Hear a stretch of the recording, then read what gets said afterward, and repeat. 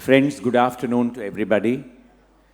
And thank you for being here to listen to the story. I take off from where the earlier panel left the discussion on where we are all going and what are the skills that are relevant today. It was a very interesting discussion, and I felt very happy to have been a part of it, to have been here to listen to it. Now, how does an organization survive for 230 years? That is the story of the College of Engineering, Guindy. It begins as the survey school, the oldest technical institution in the entire country. It started in 1794. We are now in 2023.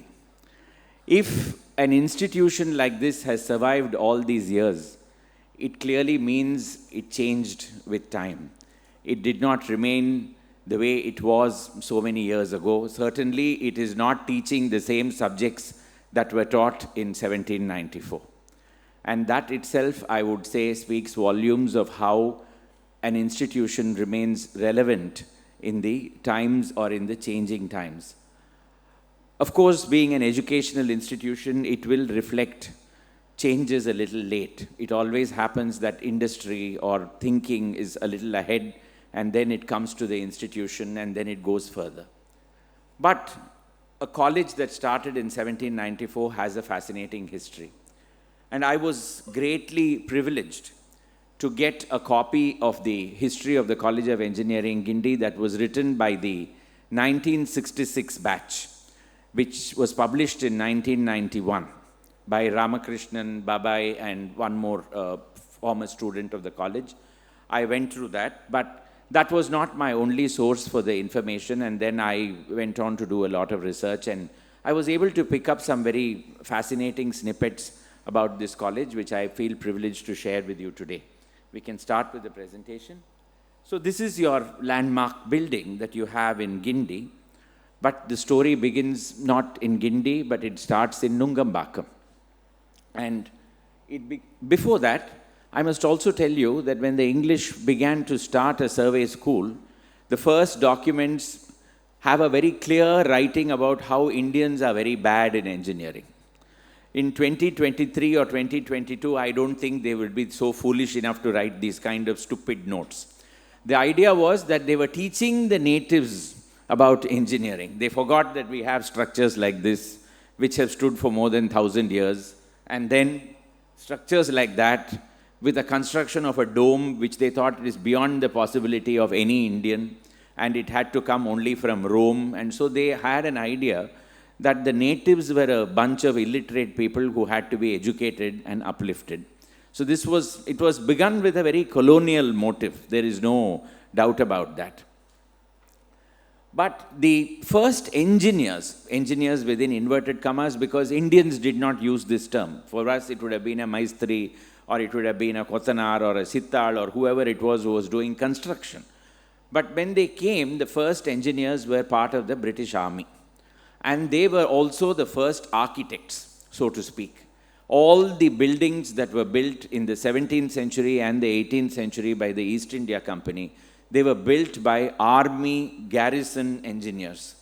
And when they built to ensure that any building will withstand a cannonball falling on it or a battle is fought around it. So when you go to Fort St. George, you will find that every building has got a thickness of 4 feet.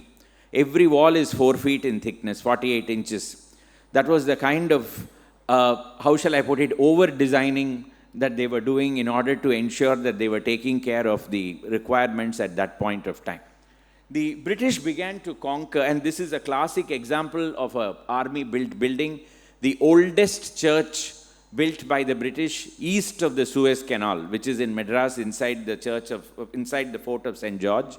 And there you have the Church of St. Mary. The walls are all 4 feet thick. The roof curves downward so that when a cannonball falls on it, it won't stay there, but it will roll and come down. So this was the necessity for such a design. This was the kind of engineering that was practiced by the army engineers at that time.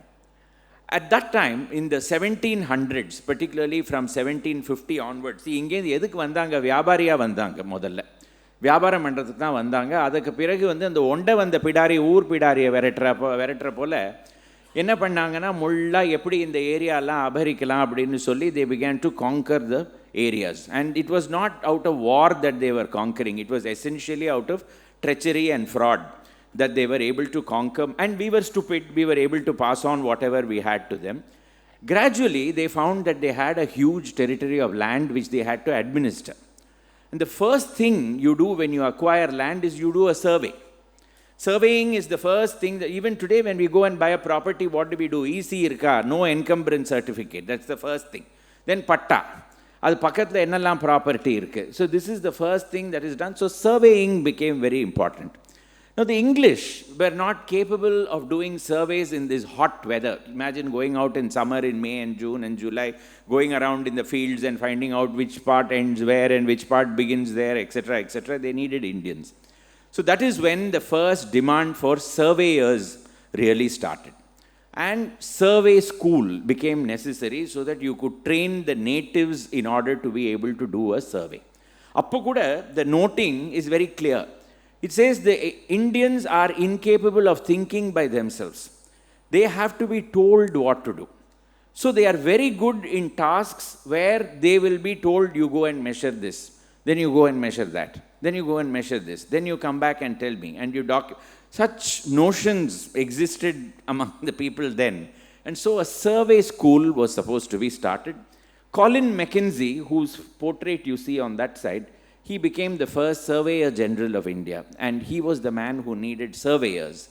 And at that time, you had Michael Topping, who was the astronomer of the East India Company. He was the guy with the telescope who was looking at all the stars and finding out their positions around the Madras sky. He operated from Nungambakam in a place that came to be known as the Nakshatra Bangala. It was on College Road. Today you have the Nungambakam Weather Reporting Observatory, or the Meteorological Office. You have it over there. That was called the Nakshatra Bangala because it had a dome and it had a telescope, which you will see shortly. Now this was the measuring instruments that were inside the Nakshatra Bangala, where they were able to make measurements of the sky and the positionings of the stars and things like that. And this was the building in Nungambakam which survived till the 1930s and the 1940s. So this was the place where the observatory stood. And Michael Topping was here as the astronomer royal and the chief observer of Madras. And in 1794, the survey school begins over here with a set of students. Now they were all at this point of time either Anglo-Indians or they were orphaned English children whose parents had died and who were being taken care of in Madras by the East India Company's funding. These were the people who became the first students of the survey school. They were not, Indians were not admitted at that point of time. The first batch had a set of 12 students who came to join this place, and there they learned how to survey. Now in 1802, you had what was called the Great Trigonometric Survey of India. What is this Trigonometric Survey of India? For the first time, India was measured with heights, point of elevations, point of depressions, slopes, sea coast, everything was going to be measured. And that exercise was going to start from Madras. And the man who was leading it was William Lambton. Lambton would have a theodolite with him, and he would have surveyors who would go along with him, chains and theodolites, and he would start from College Road. From there, he measured the height of St. Thomas's Mount, went to St. Thomas's Mount, started from there, and that is how the Great Trigonometric Survey of India began. And the man who worked with him was an alumnus of the survey school, Joshua Depenning. Today we have a company called Depenning and Depenning in Madras. They are one of the best known intellectual property rights legal firm. They trace their ancestry to this Joshua Depenning who worked with William Lambton. And they first, from here, they went all the way up to Tanjavur. They measured the height of the big temple. Then they mounted the theodolite on top of the big temple, from where it fell down and broke into several pieces, damaging a part of the big temple also.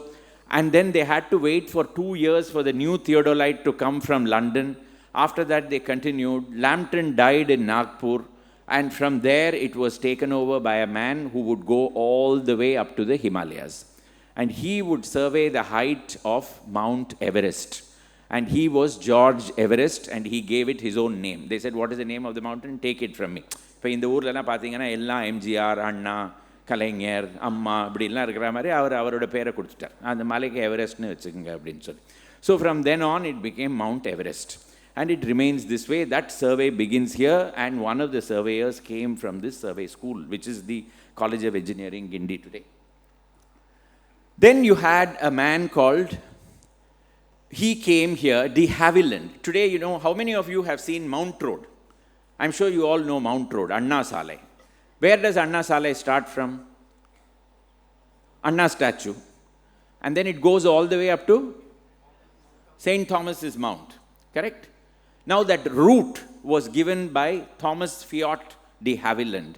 Havilland was the man who was also another engineer who belonged to the British Army, and he left behind some very interesting buildings in this city. The most famous one being St. Andrew's Kirk. St. Andrew's Kirk, which is in Egmore. He built the St. George's Cathedral. He also built the St. Andrew's Kirk.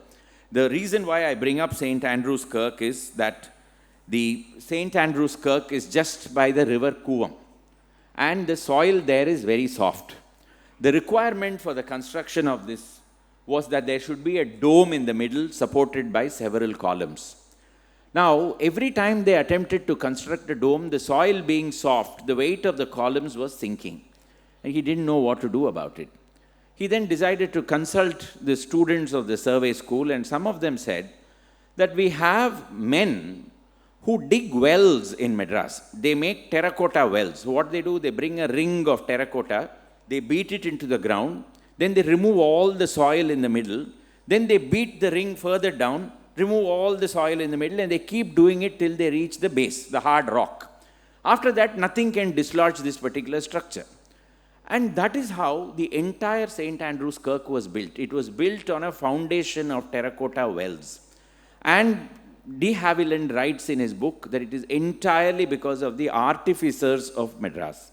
Now the artificers, as we know, surveyors and artificers came from the survey school, because by the time, maintenance of water bodies was very, very important. You needed, so you started from a time when survey was required. Suddenly you now find that maintenance of water bodies is required. So water body na ipo enna pannuvom, modalla and edathila or building katti ஒரு colony பண்ணி அது ஒரு ஏரியாவாக ஏரியிலேருந்து ஏரியாவாக மாற்றிடுவோம். அந்த காலத்தில் எப்படின்னா அந்த water பாடியை maintain பண்ணிட்டு வந்துட்டு இருந்தாங்க. இது நல்லா இருக்கணும், அப்படி இருந்தாலே தண்ணி வரும் அப்படிங்கிறதுனால. So the first requirement was you needed somebody to maintain water bodies.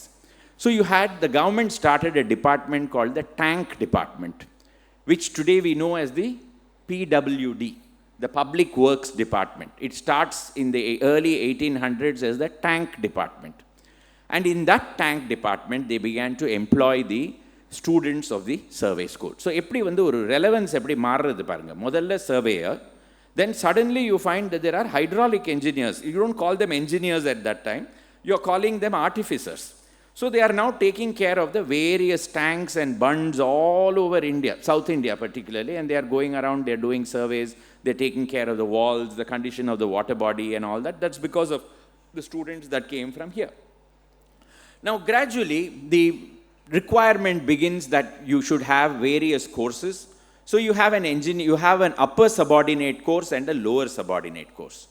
The upper subordinate course was meant only for the Europeans, the overseers and all that. Lower subordinate course was meant for the Indians who would go do the surveying and the maintenance of the tanks and things like this. This is how the departments got divided. So, from initially one department, now you have two departments. Gradually, the number of people passing out of this survey school is becoming 25, 40, etc., etc.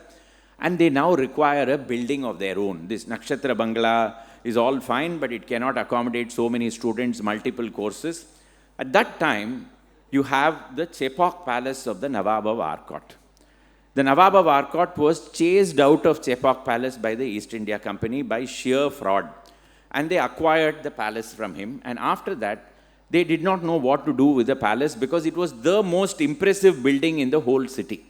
They didn't want the most impressive building to look impressive. So they decided that we will now use it for public works department. We will use it as an engineering college and things like that. So these students were asked to come to the Khalas Mahal of the College of Engineering. At this time, not yet the College of Engineering, but still the survey school. And then, slowly, the students begin to join this place. Finally, in the 1860s, in 1857, you have the founding of the University of Madras. And then this becomes recognized as the College of Civil Engineering. It upgrades its degree to a Bachelor of Civil Engineering degree. And the students begin to operate from the Khalas Mahal, which is Chepauk Palace, just next to the Chepauk Stadium. It is still standing there. That building is still there where the engineering college was at one point of time. At this time, in 1879, you have a very interesting personality of whom not one photograph survives. Lieutenant Colonel Henry Davison Love. Henry Davison Love becomes the principal of the College of Engineering in 1879. And whenever he would go on leave to London, somebody else will officiate for him. Then he will come back and take over, which is why when you go to your dean's office and you find his name there, you find broken track record, this year to this year, then again this year to this year, then again this year to this year. So Love effectively was principal of the college between 1879 and 1907. So he was here almost for 28 years. He was responsible for the well-being of the college. And after he retired in 1907, he wrote this book, which is called The Vestiges of Old Madras, a 4-volume book on the history of the city. And till today, it is the finest history ever written by anybody on Chennai. Nobody has been able to beat this. It's a 4-volume book. So 1 volume, 2 volume, 3rd volume. The 4th volume is an index to volume 1, 2, and 3. That is the level of detail to which this man has gone. So I used to manage for years with a free for download copy from the internet. This year in July, I was in London and I went to a second-hand bookshop and my wife told me, don't buy any books. The waste ella vaangada appadinu solli she went off shopping somewhere. When I go in, the first thing, nee engendra inge vanda appadinu kekra mari and the 4 volumes smiling at me from one cupboard. So I go to that man and say, what is the price? Then he gave me a price where I fell immediately in shock. You know how things are in London, right? Everything is so expensive. But I couldn't resist it. Finally, I paid. And I bought all the 4 volumes, and this is the cover of one of those volumes. My wife was told much later. She said, Putti enna ore ganakkarde appdi ella appadidhaan ganakum. You cannot do anything about it. So Love remained the principal. Now Love, this house was where Love lived, and this is in Victoria Hostel Road in Tiruvallikeni even now, behind the Chepauk campus. And this is where he wrote Vestiges of Old Madras. This is where he was principal of the engineering college. Now, the main reason why you are all here in Guindy is because of Love.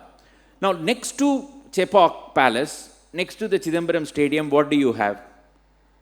Madras Cricket Club, correct? This cricket club used to be virtually the owner of that entire Chidambaram Stadium at that point of time. Now, Love began to eye that property. And he said, my students need a cricket ground, they need a tennis ground, they have to have a better facility. These Englishmen, he was also an Englishman, but he said these colonial sahibs are playing once in a week, whereas these students are needing it every day. So I have to take over this property.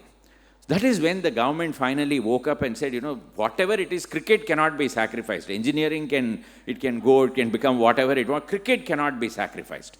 So in 1908, just when Love was retiring, they made a move saying, we'll have to shift this college to Saidapet, where there is enough and more land which can be given to this college and they can take it over and they can run it in whatever way they want to. So 1908 is when the talks really begin. Now, at this time, there is a very interesting paper of 1865 which gives you some of the early publications of the College of Engineering. It says Madras Engineering College. The first book is 1000 Conversational Sentences in Roman Tamil, specially adapted to the use of persons employed on public works, to which are added 30 selected stories from the Katha Manjari in the same character, arranged by P.S. Rajagopala Mudaliyar, Tamil Munshi in Civil Engineering College. Now, what is Munshi? He is a translator, Mozhipeyarpalar. because there are the English professors, the professors cannot speak in the language of the Indian students don't know. So, kelvi keta ellaru quiet ah irukanga students ella.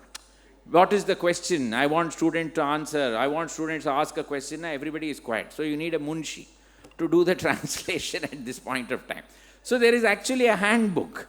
And later, when the Englishmen from this college go and work in the PWD, they will use that book and say, what do I say next? Eppadi irkinga. So, enga poringa, that kind of thing. So, this was the kind of book that was being used.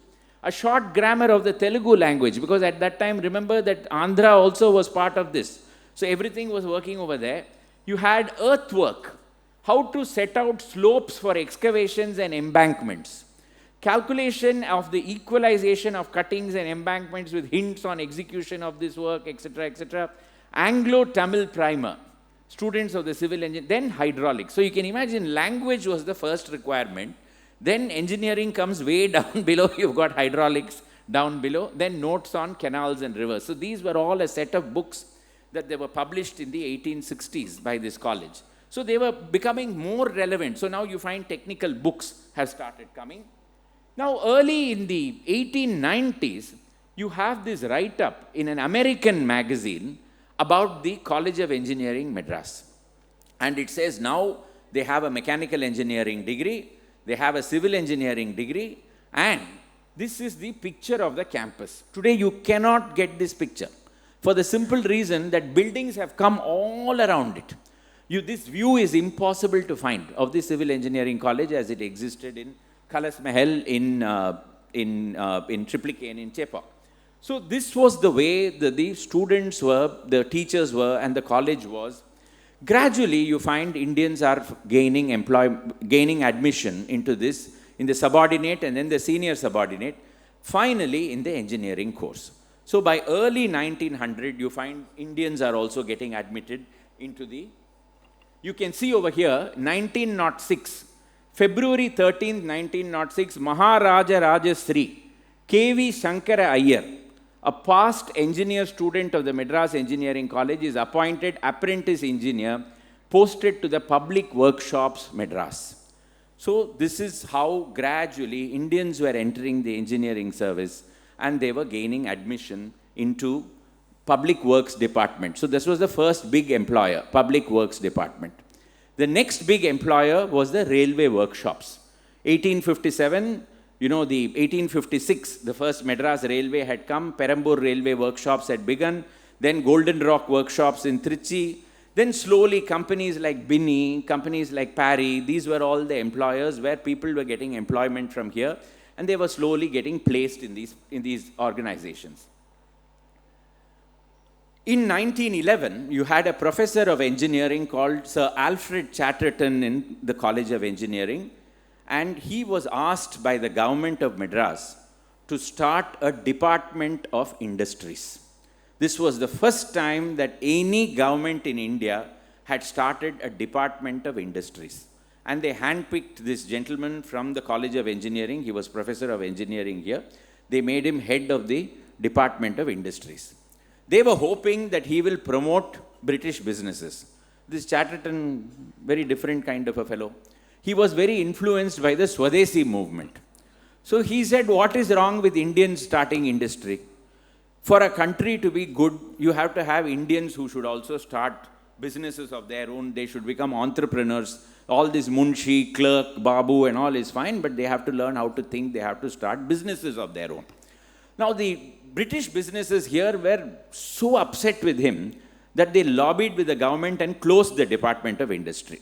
So Chatterton came back to the College of Engineering. But Indians by that time were also members of the Central Legislative Council in Calcutta. So they began to lobby there saying that the Madras Department of Industries has closed.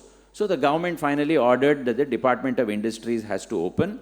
Chatterton once again made the head of the Department of Industries.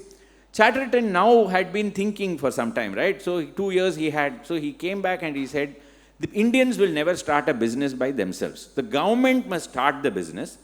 Let us run it for 2 years, then sell it to the highest Indian bidder, whoever comes. So make pencils. The first thing to start is pencils. Madras Pencil Factory in Tandayarpete. Bring wood from East Africa, bring graphite from Andhra, make the lead, make the pencil. 2 years they ran the Madras pencil factory very successfully. Then they auctioned it. We, Perumal Chetty and Sons, bought the pencil factory. All of us, I am sure, not you children over there, you are all computer, cell phone, iPad generation, but us children in the first few rows, we all grew up on Perumal Chetty and Sons pencils. Then Chatterton said, Madras is a center for leather making. He initiated the chrome method of leather tanning and curing. That time there was a man called G.A. Chambers in Madras. He took that technology and started an area called Chrome Pet, where we have the Chrome Leather Company because of Chatterton. Then Chatterton said, aluminium is a good thing to make vessels out of. Why should Indians have only brass vessels, bronze vessels, silver vessels, gold vessels? Use aluminium, very cheap. Again, nobody coming forward. He started Indian Aluminium Company, Indal. And then it was shareholding, public shareholding was invited. All this was because of a professor of engineering in this college. Let's not forget that this man had, so many great things was done by just one individual called Sir Alfred Chatterton. Now, I come to a very personal story. My grandfather, V. Ramaiah, was a graduate from the College of Engineering also. In 1917 and 1917, his father was a school teacher in Tirunelveli in a village, and he had a monthly salary of 40 rupees. And there were 8 children. Practically no money. Grandfather sat outside the school in which his father was teaching because there was no money to pay the fee, learned that way, finally on a scholarship entered that school, then wrote the, whatever you call it in those days, the intermediate or the FA examination or whatever, gained admission into the College of Engineering at Khalas Mahal, which is where he studied in Triplicane, and for 4 years completed his civil engineering. When he completed his civil engineering degree, he stood first. And this is his gold medal. It is still with me, made of gold. And this is the slide rule that was given to him. I can't even carry it. And I don't know how to use a slide rule. I asked Shankar, I asked Gopal, and they said, we don't know how to use it either. So this is the slide rule that was gifted to my grandfather. And it says over here, V. Ramaiah, Engineer Class 1917, Prize for Mathematics. This was the slide rule. So grandfather then joined the railways.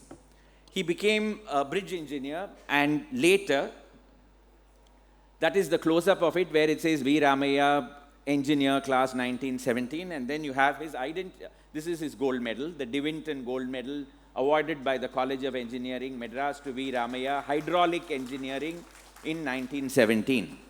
And then he joined the South Indian Railway Company in Trichy. He became a bridge engineer. He was involved with the restoration of the Pamban Bridge, very importantly. That was one of his big projects. Finally, he became the first Indian to become the chief engineer of the South Indian Railway Company. And this is the difference that an engineering college can do to an entire family. And it is not just one family. It was brothers, children, sisters' children, cousins. Everybody funded on the munificence of one man who becomes a graduate from this college, goes out, rises to the very top of his profession. Then he passed away, he retired in 1951. Then he became a completely different man. He spent his whole life on Vedanta and Sanskrit and all that. And he passed away in 1973.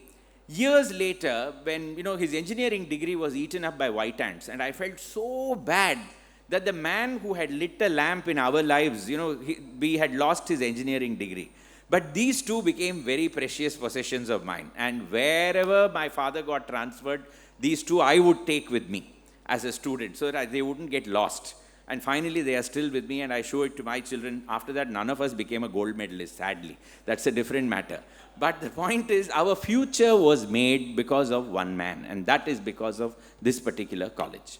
So we are eternally beholden to what, and can you imagine how many families would have benefited like this? It's just one V. Ramaiah I'm talking about. You can imagine every year people coming out, and how many batches, how many families would have been uplifted the way it happened to us. And so we look at it now, so the railways were the employers, the PWD was the employer, and so on. Times were, however, changing. So in 1920, the Consul General of the United States of America in Madras, Jose de Olivares, is writing a note back to the government in the United States of America, where he's saying the government of India has sanctioned the construction of a new engineering college at Guindy, a suburb adjoining the city of Madras, which is estimated to cost $486,000. And it is anticipated that during the current year, a preliminary expenditure of $28,550 will be made on this work. The college, when completed, will be equipped and conducted on the most modern principles and will afford ample facilities and scope for technological instruction in all engineering and mechanical branches. At Saidapet, then it goes on to describe the agricultural college. But this is the first note that I could find. This is dated 1916, about how the land has been transferred, the construction of the building has really started by this time. So we'll go ahead. And thereafter, you have this beautiful piece of architecture, stunningly beautiful, eye-catching. Whether you're on a flight, whether you're on a road, you can't miss the College of Engineering, Guindy, and that dome and the way it is structured. So for long, I didn't know who the architect was. And then I read this book written by your alumni of 1966. They give the name as W.H. James. And I didn't know who W.H. James was. Then I realized he was the successor to Love as the principal of the college. So he was the man who really designed the whole building. Sadly, he didn't retire in glory. There was a Deepavali celebration by the students, and they had lit lamps, and he came and kicked the lamps away. And then there was a complaint made against him, and he was summarily terminated after this building was constructed. But just to take you through a little bit, in the 1920s, when this building was planned, the big architectural project in probably the whole world at that time was the construction of New Delhi. Rashtrapati Bhavan, Rajpath, Janpath, the Kingsway, Queensway, the houses of legislature, all the palaces of the Maharajas that would be surrounding it, the houses of the colonial servants. You can see this is completely inspired by Lutyens and Baker. And the way they were constructing New Delhi, a lot of those architectural elements are copied in this particular building. We have a lot more photographs. This is the front view. Then I'm, of course, taking coals to Newcastle. I'm sure all of you are familiar with this, but I couldn't resist it myself because it's so beautiful from all angles. Next. Next. Next. And you can see the Madras roofing style at that point of time. Even today, you don't need artificial ventilation despite all the heat that gets built up with buildings of this kind. It's a real wonder. And of course, the transportation engineering building, which is just next door. The reason why I bring this up is, sometime in the 1920s, you have the automobile revolution coming to Madras. You have the first companies that begin to retail and sell cars and buses. Simpson and Company, Addison and Company, Spencer's, Gordon Woodruff, George Oaks, then Rane, UCAL, Union Company Accessories Limited, run by Indians. And these are all companies that are India Garage, that are beginning to sell vehicles. So you need engineers who will take care of vehicle maintenance, who will head technical workshops. So you find the transportation engineering has suddenly made an appearance in the college by that time.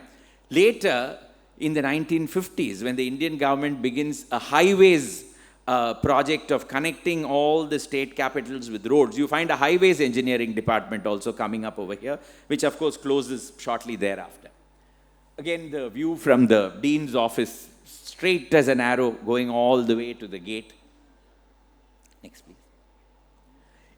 Once our friend James is summarily dismissed, you have the first Indian coming over, Nagaratnam Iyer, who was also an alumnus of this particular college. And then thereafter, we have a series of Indians who take over. So the college is, even during colonial times, the college is becoming Indianized. So you find more and more Indians are getting into the college as students. The teachers are also Indians. So from the time that they said natives are useless and they cannot run anything by themselves, you find everything has changed. We were teaching them a few things of how we were capable, we were managing things on our own.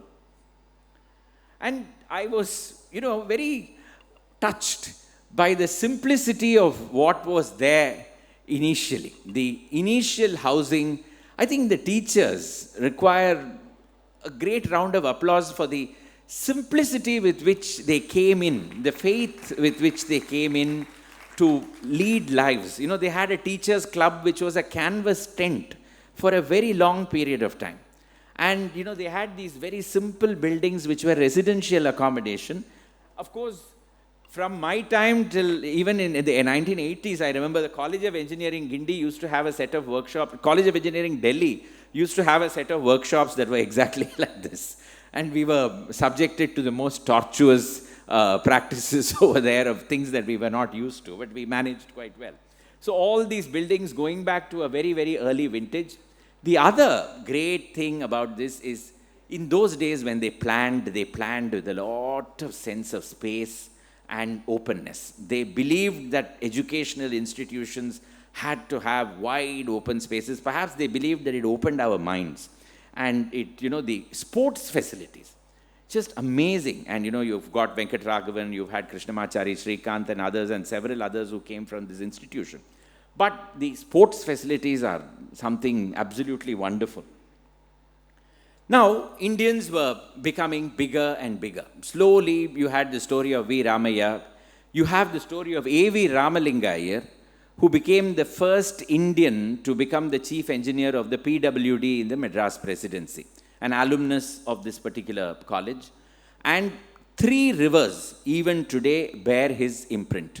The first is the Mullai Periyar, the second is the Kaveri, and the third is the Vaigai. All 3 dams were constructed under his direction. And he actually worked with Penny Quick in the Mullai Periyar.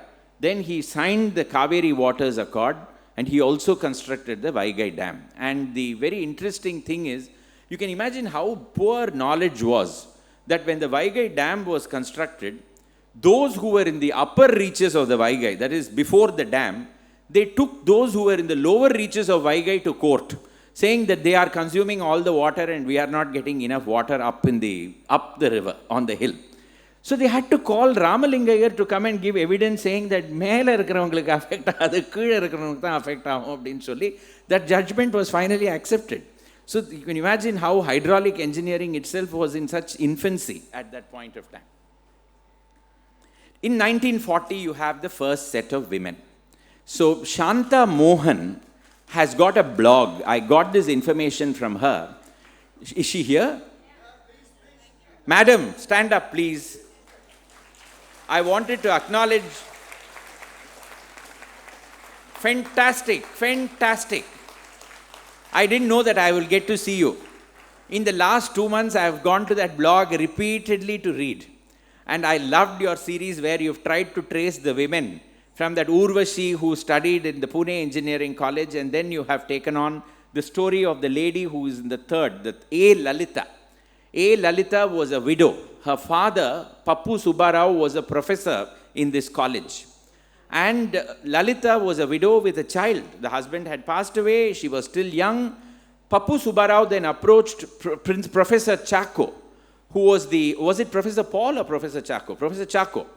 And finally, she was given admission over here, and she joined the electrical engineering syllabus because that was considered to be easier on women. So, for the first time, I also discovered there was a third lady. See, all the history talks about A. Lalita, and then it talks about Leela George. It doesn't talk about P.K. Teresamma.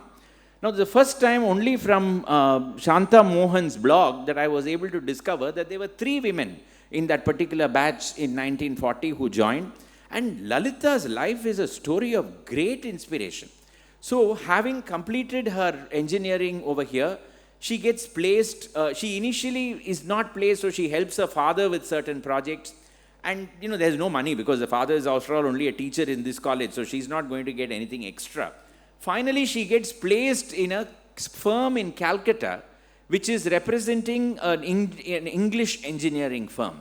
And so she starts off in their technical side and then goes on to become more of a marketing person, because she is then talking about their products at various projects. She becomes a spokesperson of sorts.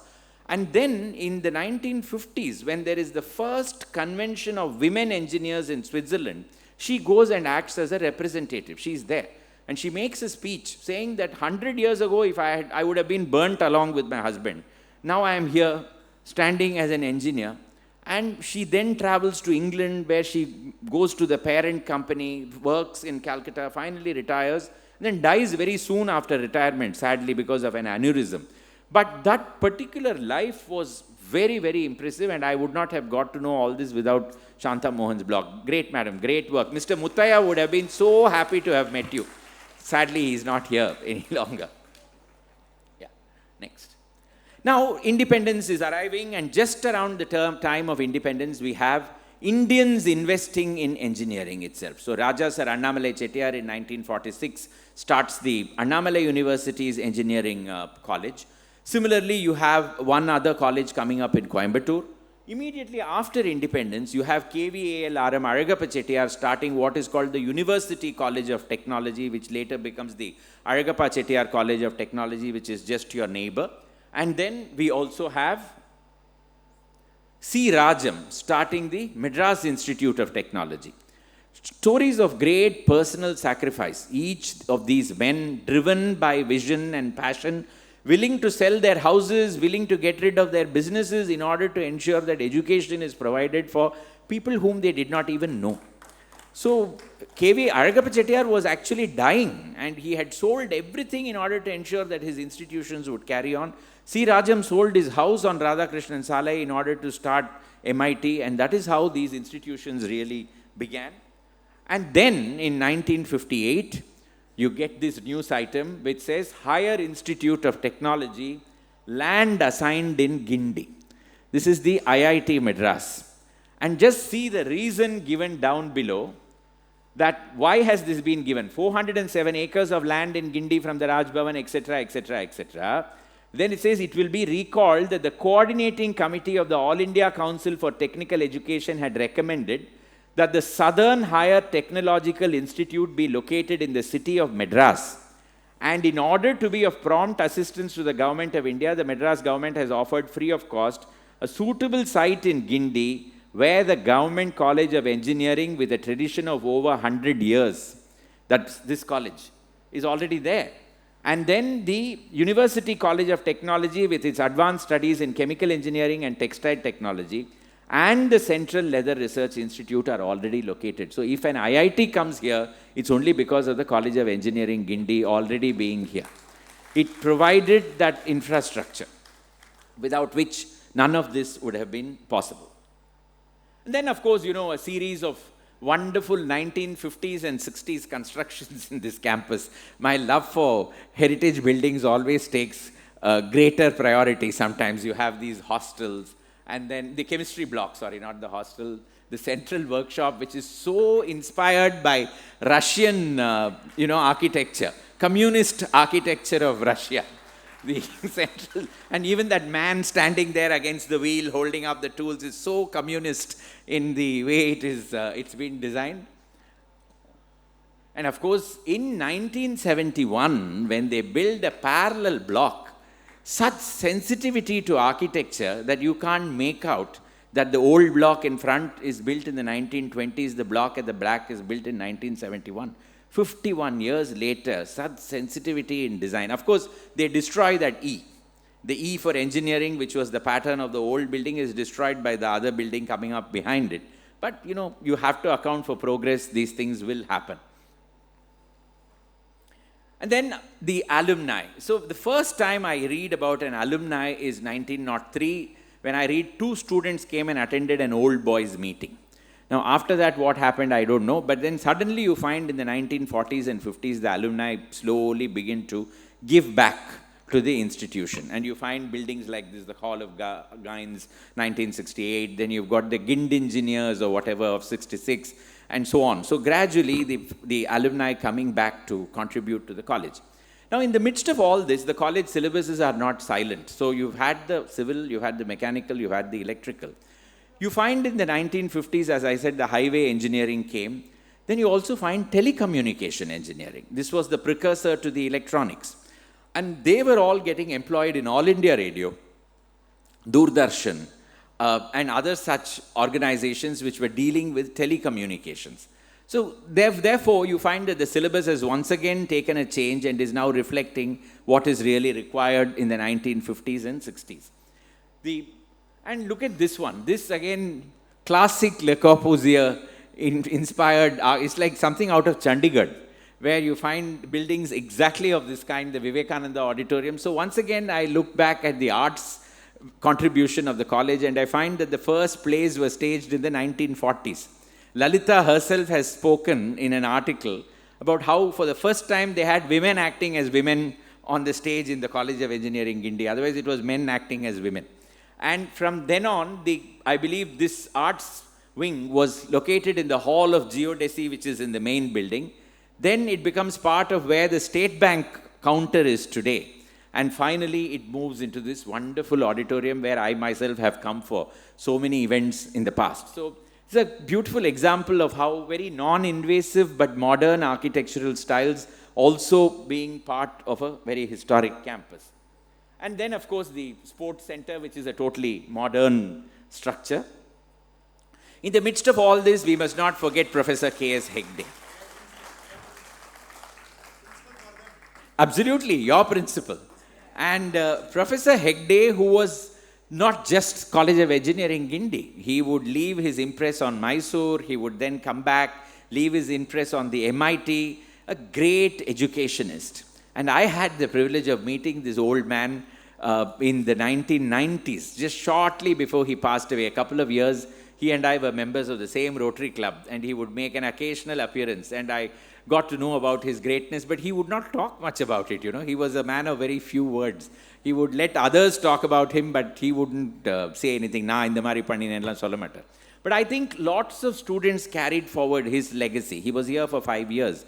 But that was enough for an entire generation to be inspired. And after that, you've had any number of other great principals and deans and all that, of whom I don't really need to mention. Just coming towards the end of the presentation. So, you know, then you had electronics and communication, and then you've had automobile. Then you find that this was, incidentally, this was the first college in India to start the telecommunication engineering section. And then when they begin the printing technology in 1983, they claim that they were really the first once again, of which I don't know whether that's an entirely accurate statement, but they say that they were the first. I'm sure none of this would have happened without the influence of the alumni coming back and giving feedback about what changes was coming across in this whole world and what else was happening. Next slide, please. In the midst of all that, we have somebody like Dana Berg, a philanthropist from abroad, coming here and ensuring that a building on ocean technology and the environment-friendly sciences would get a completely modern structure being built in the midst of this wonderful campus. So the college, in my opinion, is just not struck in time. It has changed over the years. Of course, in 1978, it becomes part of what is called Anna University. And ever since then, in my opinion, people talk about Anna University, but they don't realize that the College of Engineering, Guindy, is a center of excellence within Anna University. It's not as though this is Anna University by itself. This is a college of excellence, a center of excellence, which is within the university. So there is a big difference in when you look at it that way. So the institution itself, in my opinion, I come to the last slide, where, remember, in the 1980s, you had what was called the noon meal scheme, which M.G. Ramachandran brought about.